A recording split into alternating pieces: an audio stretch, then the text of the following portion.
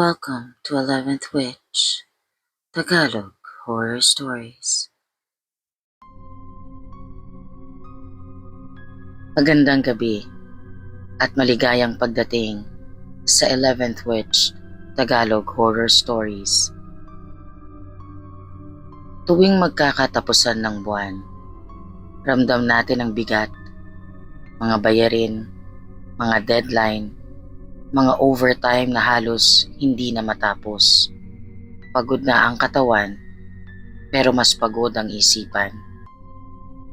Minsan, sa sobrang kapaguran, hindi mo na alam kung alin ang totoo at alin ang gawa na lang ng isipan mong puyat at katawan mong pagod. May mga aninong gumagalaw sa gilid ng paningin. May mga bulong sa tahimik na opisina. May mga bagay na hindi mo napapansin hanggang sa magpapansin na lang sila sa'yo. Kaya ngayong gabi, bago ka pumikit, tandaan mo, ang pahinga ay hindi kahinaan. Dahil kapag hindi ka nagpahinga, hindi lang pagod ang maaaring sumunod sa'yo pauwi. Time of death, 6:10 p.m. Magandang gabi po. Pwede nyo na lang akong tawaging Lisa. Dati po akong staff nurse sa isang government hospital dito sa Maynila. Matagal ko na pong gustong maibahagi ito pero ngayon lang ako nagkaroon ng lakas ng loob. Tungkol po ito sa dati kong ka-duty. Tawagin na lang natin siyang Mara. Noong panahon ng pandemic, magkasama kaming na-assign sa ER. Magkasing edad lang kami. Tahimik siyang tao at masipag. Hindi pala reklamo. Sa totoo lang, mas matatag pa siya kesa sa akin. Panahon niyon na halos doon na kami tumira sa ospital. Kulang sa staff. Kulang din kami sa pahinga. May mga araw na hindi na namin alam kung anong petsa na. May isang linggo na hindi ako nakapasok dahil nag-positive ako. Mild lang ang symptoms ko kaya naka-home isolation lang ako. Pagbalik ko sa duty makalipas ang 2 linggo, marami na ang nagbago. Mas tahimik ang ER, mas konti na rin ang tao. At doon ko ulit nakita si Mara. Akala ko nakalib siya noon. May narinig kasi akong may ilang staff na tinamaan ng malala. Pero nandun siya, naka-duty, na parang walang nangyari. "Kamusta ka?" Tanong ko sa kanya. Ngumiti lang siya. "Okay lang, hindi pa tapos ang shift ko." Noong gabing yon, napansin ko na hindi siya sumasama sa amin kapag break. Hindi rin siya kumakain. Kahit tubig, hindi ko yata siya nakitang uminom. Naisip ko na lang baka nagfa-fasting lang siya. Bandang 7:00 ng gabi, napatingin ako sa wall clock ng ER. 6:10 p.m. pa lang. Tinignan ko ang relo ko. 7:42 p.m. na. Akala ko nung una sira ang relo ko. Pero kinabukasan, ganun ulit ang nangyari. Pagdating ng bandang 7:00, 6:10 pa rin ang nasa wall clock. Tinuro ko nga yun kay Mara. "Hindi ba mali ang oras?" Tanong ko. Tumingin siya sa orasan. 6:10 pa lang, sagot niya. Sigurado ako sa oras ko, kasi pati sa phone ko pareho ang time. Simula noon, napansin ko na tuwing sasapit ang pagitan ng 6 hanggang 7 p.m., parang bumabagal ang paligid sa ER. Humihina ang ilaw, tumatahimik ang hallway. Isang gabi, May matandang pasyente na hinawakan ng kamay ko. "Sino yung kasama mo?" tanong niya. "Si Mara po," sinagot ko naman. Umiling siya, sabay sabing, "Nakikita ko din siya." Natawa lang ako noon. Akala ko nalilito lang yung matanda. Pero habang tumatagal, may mga staff na hindi na rin tumutugon kapag tinatawag ni Mara ang pangalan nila. May isang beses pa na kinausap ni Mara ang isang bagong nurse para mag-endorse. Kanina siya nagsasalita, bulong ng kaibigan naman namin na nurse din. "Kay Mara," sagot ko. "Sis, wala naman siyang kausap." Doon ako unang nakaramdam ng totoong kaba.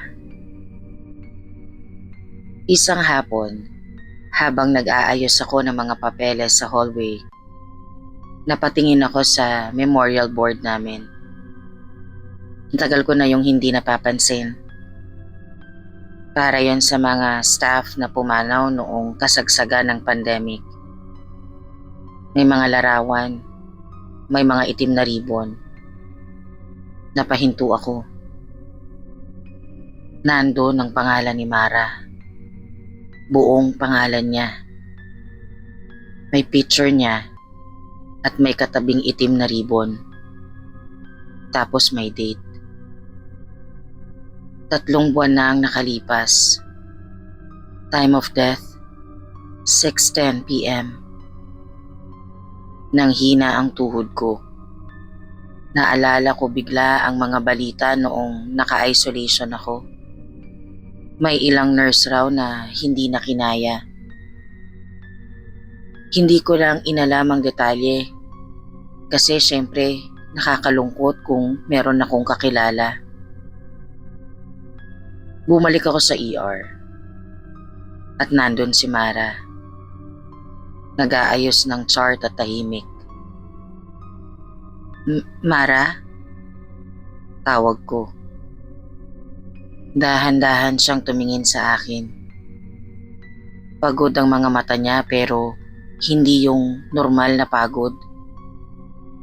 Yung parang matagal nang gustong umupo at magpahinga pero parang hindi pinapayagan.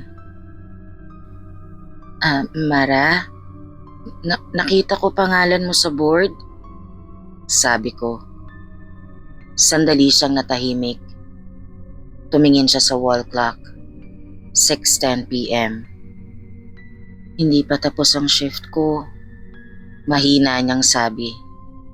Sa likod niya, may narinig akong boses. "Kulang pa tayo." Napalingon ako. Nakatayo roon si Nurse Cindy, ang head nurse namin. Pero may kakaiba sa itsura niya. Maputla, tapos parang malayo ang tingin. At doon ko rin naalala, nasa memorial board din ang pangalan niya. Pareho silang may parehong date. At parehong 6:10 p.m. Hindi ako sumigaw, hindi ako tumakbo. Di ko alam kung bakit pero parang wala akong lakas na mag-react. Simula noon tuwing mag-aalas 6 ng gabi, iniiwasan ko nang tumingin sa wall clock. Pero kahit hindi ko tignan, ramdam ko kapag 6:10 p.m. na.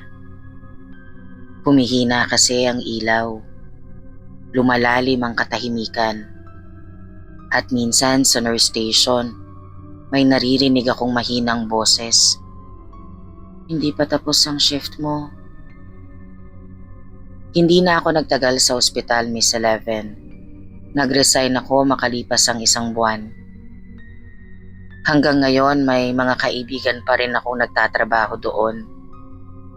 Sabi nila may mga bagong nurse daw na tinutulungan ng isang tahimik na staff kapag kulang ang tao sa ER. Isang nurse na hindi kumakain at hindi rin umuuwi. Tapos palaging naka-duty pag 6:10 p.m. Hindi ko alam kung hindi ba nila matanggap na tapos na ang trabaho nila o baka sa sobrang tagal nilang hindi nakapagpahinga, nakalimutan na nilang pwede pala. Minsan naiisip ko rin, sa mga ospital na kulang sa tao at patas sa pagod, ilan kaya sa mga kasama nating nag-overtime ang hindi na talaga dapat nandun? Maraming salamat po, Miss 11, kung mapili niyo man itong kwento ko. Aabangan ko na lang po sa mga uploads niyo. More power po sa team ng 11th Witch, Tagalog Horror Stories. Last Trip. Magandang gabi po, Miss 11. Pwede niyo na lang po akong tawaging Rod for Roderick. 29 na taong gulang. Accounting staff sa isang mid-size company sa Ortigas. May experience lang po sana akong gustong ibahagi sa mga listeners ng 11th Witch. Sana po ay magustuhan nyo ang kwento ko. Sanay na ako sa overtime lalo na pag katapusan ng buwan. Payroll week kasi. Alam mo na, toxic at nagmamadali ang lahat. Pero may isang bagay akong kinakatakutan tuwing katapusan ng buwan bukod sa payroll week. Yung last trip ng jeep. Dito po mag-uumpisa ang kwento ko, Miss 11. Tuwing end of month, halos 3 araw akong kulang sa tulog. Uuwi ako minsan 11 p.m. Minsan halos midnight na. May isang jeep doon sa may tapat ng building namin. Last trip niya mga 11:50 p.m. Luma na yung jeep. Mapusyaw yung ilaw sa loob. Yung parang dilawang kulay na medyo masakit sa mata. Matagal na akong sumasakay doon. There's nothing special naman po sa jeep. Wala naman po akong napapansin na kakaiba. Siguro dahil na rin sa pagod at puyat kaya ganon. Isang gabi, 5 kaming kasakay kasama ng driver. Lahat naka-office attire. Isang lalaki naka-gray na long sleeves, isang babaeng naka-blazer, 2 lalaki na may idolies pa sa lieg. Tahimik lang lahat ng mga pasahero, walang nag-uusap. Kasi nga siguro dahil late na din, pagod na din talaga ang mga nakakasabay ko na pasahero. Hindi nga din sila nagse-cellphone. Ako lang ata naglabas ng cellphone habang nasa biyahe. Normal lang po siguro kasi gabi na, puro mga pagod na. Pero Miss 11, sumunod na buwan, nandun ulit sila. Ang nakapagtataka, pareho ang pwesto, suot, at mga itsura nila. Nawiwirduhan ako pero naisip ko baka nagkataon lang. Pero nung 3 buwan na, ganun pa rin. Doon na ako napaisip. Doon ko na din po napansin na wala ni isa sa kanila ang nakita kong bumaba. Parang ako lang ang laging nauunang bumaba kahit na nasa dulong terminal na kami ng biyahe. Kahit lumagpas na sa usual na babaan ng mga empleyado, walang nababa sa kanila. Nitong huling sakay ko, may underpass kaming dinaanan. Madilim doon. Nung isang gabi pagpasok namin sa ilalim, biglang namatay ang ilaw sa jeep. As in totally black. Naririnig ko na lang is yung makina. Walang nagsasalita. Tapos pagbalik ng ilaw, wala na yung driver. Pero umaandar pa rin yung jeep. Naku po, Miss 11. Grabe po ang takot ko. Doon na ako kinabahan ng katakot-takot. Hindi ako makagalaw. Tapos, isa-isa silang lumingon sa akin. Dahan-dahan. At doon ko napansin, may maitim na marka sa leeg nila. Parang pasa. Parang may namumuong dugo sa loob ng mga leeg nila. Yung babae sa dulo, hindi gumagalaw yung bibig niya. Pero narinig ko, bumulong siya. Hindi to biyahe pa uwi. Ha? Yun na lang po ang nasabi ko. Nanlamig ako. Biyahe ito ng mga hindi na ulit makakauwi. Kami yung mga di na umabot sa pupuntahan. Dito na kami sa jeep na to, pinagpahinga ng taga-sundo. Biglang may pumasok sa isip ko. Kanina, bago ako sumakay, sumakit ang dibdib ko, tapos medyo nahilo ako. Pero sabi ko, konti na lang makakauwi na. Naglakad pa rin ako. Sumakay at umupo ako sa loob ng jeep ni Manong. Sumandal. Tapos, wala na akong maalala. Napatingin ako sa maliit na salamin sa harap ng jeep. Miss Eleven, nakita ko ang refleksyon ko sa salamin. Maputla. Nakabuka ang bibig ko na parang hindi ako makahinga. May marka na din ako sa leeg. At hawak ko pa rin yung envelope ng sweldo ko. Doon ko po na-realize, hindi pala ako nakasakay. Or at least, yung katawan ko ang di nakasakay. Bumagsak ako sa kalsada. Naalala kong biglang may nagkagulo. May dumating na ambulansya. Nakita ko na ang katawan ko sa kalye na nakahandusay. At sa parehong panahon ay nakaupo naman dito sa jeep. Huminto yung jeep. Hindi ko alam saan. Yung apat, isa-isang tumayo at lumabas. Akala ko ako na lang ang maiiwan. Pero may umupo sa tabi ko. Isang batang lalaki. Mga 20 years old. Naka-ID lace. Nanginginig. Kuya, pauwi na ba tayo? Hindi ko alam kung anong mararamdaman ko noon o kung ano po ang isasagot ko.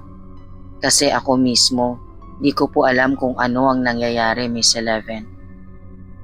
Tumingin ako sa harap. Nandun na ulit yung driver. Tahimik lang siya na parang di niya alam na nandun kaming lahat. Umandar na yung jeep. Tumingin ako doon sa bago kong kasama. Sabi ko sa kanya, mukhang di ito yung biyahe pa uwi. Maya-maya ng konti, pumasok ulit kami sa ilalim ng underpass. Namatay yung ilaw. Pero sa unang pagkakataon, nagsalita ang driver. Sinabihan ako na bumaba ng jeep at bumalik sa opisina. Kasi mukhang mali daw ang rutang nasakyan ko. Bumaba ako agad. Kung bakit niya ako pinaalis, hindi ko alam. Pero tumakbo ako ng napakabilis. Habang papalapit ako sa building ng office namin, dahan-dahang bumalik ang kulay sa balat ko. Hanggang makarating ako sa tapat ng pintuan ng ambulansya kung saan nila sinasakay ang katawan ko. Yun po ang masasabi ko na panaginip habang wala akong malay sa ospital, Miss Eleven. Kung matatawag niyo po iyon na panaginip. 1 linggo po akong walang malay sa ospital. Inatake po ako sa puso dahil sa sobrang pagod, sabi ng mga doktor. Maswerte na lang daw at agad akong nadala sa ospital. Natsyempo daw po na may dumaan na ambulansya nung bumagsak ako at nag-collapse sa kalye habang patawid ako papunta sa sakayan ng jeep. Dito na po matatapos ang kwento ko, Miss Eleven. Salamat po sa oras ninyo at sana po ay magustuhan ng mga listeners ninyo ang kwentong road trip ko. Burnt out. Magandang gabi po, Miss Eleven. Ako po si Dr. Bernardo. Ako po ang nagsulat nitong letter na to para sa isang kakilala. Ang kwentong ito ay mula sa isang sender na nakiusap na itago natin siya sa pangalang Sandra. Hindi raw ito kwento ng multo. Hindi raw ito kwento ng sumpa. Kwento raw ito ng matinding pagod. At ng isang sandali kung kailan hindi niya nasigurado kung gising pa ba siya o nananaginip lang ng gising. Pwede niyo na lang po akong tawaging Sandra. Hindi po ako sigurado kung mapipili niyo po itong story ko para sa channel niyo, Miss Eleven. Pero okay na rin sa akin na may makabasa ng kwento ko. Freelance video editor po ako. Work from home. Night shift dahil US clients. Nung una, gusto ko pa yung setup ko. Tahimik, walang commute, sarili kong oras. Hanggang sa dumating yung buwan na sunod-sunod ang revisions. Final edit na talaga. Last week. Minor changes. Alam nyo naman po siguro kung paano yon. May linggo na 2 oras lang ang tulog ko. May mga gabi na hindi ako natutulog. Diretso trabaho hanggang umaga. Nung una, proud pa ako. Kaya ko pa. Sanay na ako. Hanggang sa napansin ko, parang dahan-dahan na akong nauupo sa puyat at pagod. Alam niyo po yung pakiramdam na parang may manipis na salamin sa pagitan mo at ng mundo. Naririnig mo lahat. Nakikita mo lahat. Pero parang kalahati lang ng wisyo mo ang talagang andun. Ganun po. Minsan may kausap ako sa Zoom meeting tapos biglang hindi ko maalala kung ano yung huling sinabi ko. May mga files na naka-export na. May email na akong naisend. Maayos, professional, walang mali. Pero hindi ko maalala kung kailan ko ginawa. Sabi ko baka nag-autopilot na ako. Normal lang naman yun, di ba, para sa laging puyat. Isang gabi, around 1:52 a.m., naka-headphones ako at naka-focus sa timeline. Biglang parang na-blackout ako. Yung walang thoughts, yung blanco na lang bigla. Pagbalik ng awareness ko, tapos na yung section na ini-edit ko. May transition na, may background music pa. Hindi ko maalala kung kailan o paano ko ginawa. Hindi ako kinilabutan agad. Natuwa pa nga ako eh. Sabi ko, bilis ko ah. Pero habang tumatagal, dumadami yung ganong eksena. Napansin ko rin habang mas kulang ang tulog ko, mas gumagaling at gumaganda ang trabaho ko. Mas mabilis akong magdesisyon, mas confident ako sa client calls, hindi ako nag-overthink. Parang mas malinaw talaga ang lahat. Nagtataka talaga ako. Kasi ang sabi nila pag kulang ka sa tulog, nagsha-shutdown ang brain ng tao. Pero bakit yung akin parang hindi naman? Parang mas nagiging productive. Hanggang sa napansin ko na. Mas madalas akong nawawalan ng ala-ala ng proseso. Parang may nawawalang mga minuto. Nagkaroon na ako ng gaps sa memory ko. Minsan 30 seconds. Minsan 2 minutes. Hindi ko alam kung gaano katagal yung nawala sa memory ko. Hindi ako sigurado kung paano ko nagagawa ang mga certain task. Basta na lang tapos na. Isang madaling araw bandang 3:40, naghihilamos ako. Pumasok ako sa CR at kinuhang maliit kong towel. Yumuko ako sa lababo para maghilamos, para magising. Kasi medyo nakakaramdam na ako ng matinding antok. Pag-angat ko ng ulo ko, may kakaibang pakiramdam. Napatitig ako sa lumang salamin na nakasabit sa ibabaw ng sink ko sa CR. Napansin ko na medyo madilim yung reflection sa salamin. Kaya tinignan ko ang bumbilya ko kung malabo ba. Pero sa paligid ko naman malinaw. Sa salamin naman, bakit parang medyo madilim? Naisip ko na baka dahil sa luma na kasi yung salamin.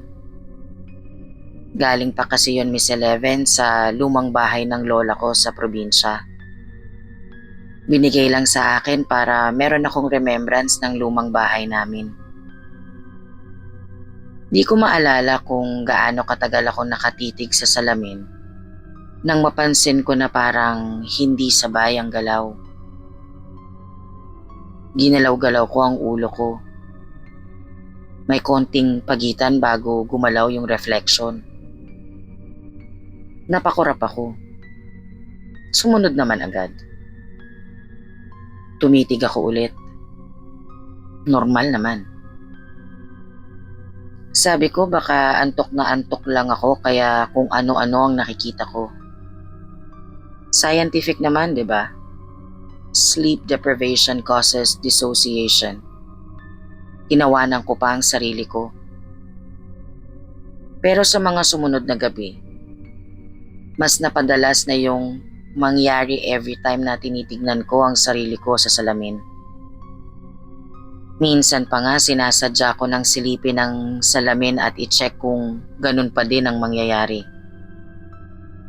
Isang gabi, tumayo ulit ako sa harap nito. Kumurap ako. Hindi na siya kumurap. Mga 2 segundo siyang nakatitig lang. Diretso lang ako nakatingin sa sarili kong mukha. Nilabas ko ang dila ko. Napatalon ako sa gulat nung hindi yon ang ginawa ng reflection ko sa salamin. Ngumiti siya. Taliwas ang ginawa niya sa actions ko. Ilang segundo siguro, Miss Eleven, tsaka niya nilabas ang dila niya. Siguro sa sobrang bigla ko, ni mapasigaw di ko nagawa. Sa totoo lang nung oras na yon, medyo di ako sigurado sa tinitignan ko. Kasi pag puyat ka kung ano-anong iniisip mo, ikaw ang may problema, hindi ang nakikita mo. Ilang araw ang lumipas. May mga pagkakataon na pakiramdam ko siya ang nauunang gumalaw. Parang siya ang nag-iisip at ako na lang ang sumusunod. May isang client meeting na hindi ko maalala kung paano ko na-handle. Pero sabi nila, ang linaw ko na daw magsalita noon. Hindi ko naman maalala kung ano-ano ang mga pinagsasasabi ko sa meeting. Sabi nila, mas decisive, mas diretso daw akong kausap. Mas confident kung baga.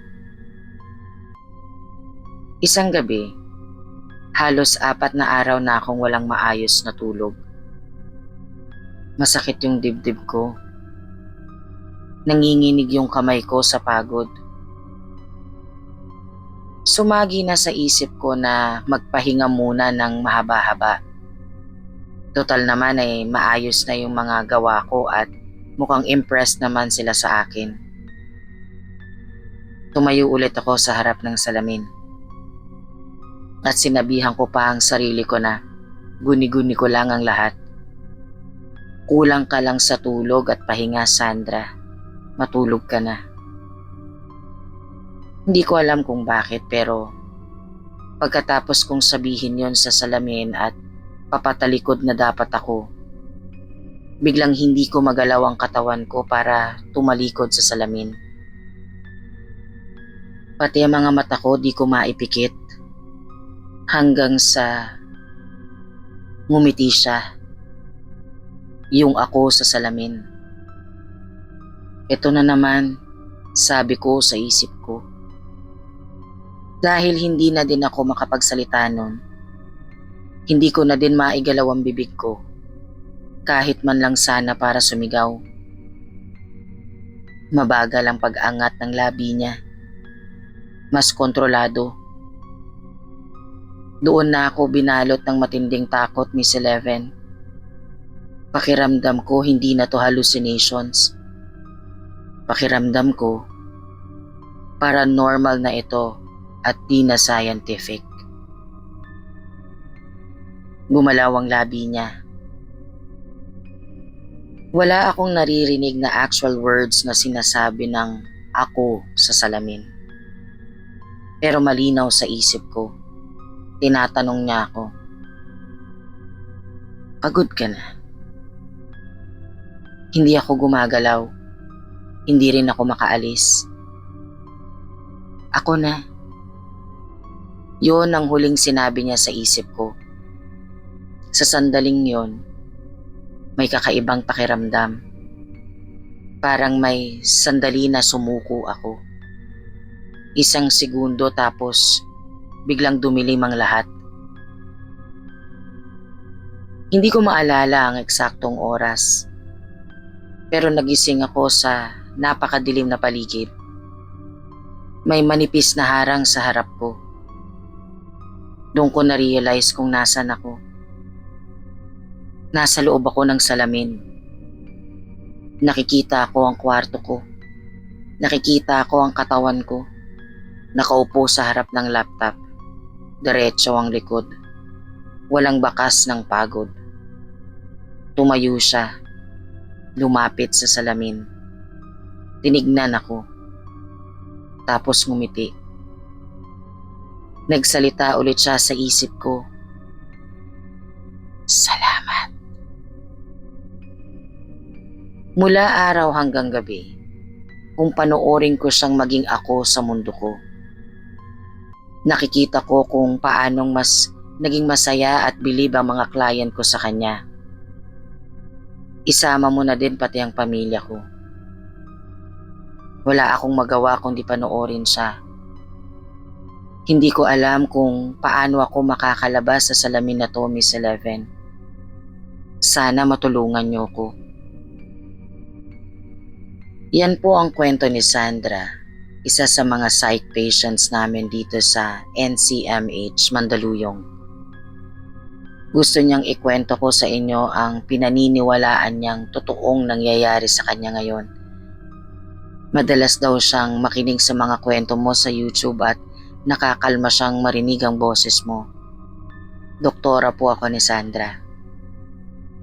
Ayaw niyang maniwala na wala siya sa loob ng salamin.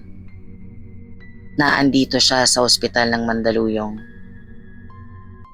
Salamat po, Miss Eleven, sa oras mo at sa pagbasa ng sulat ni Sandra. More power po sa inyong team at sa 11th Witch, Tagalog Horror Stories. Thank you for watching, Mambabarang and friends. Please don't forget to like, subscribe, and hit the notification bell for more scary stories.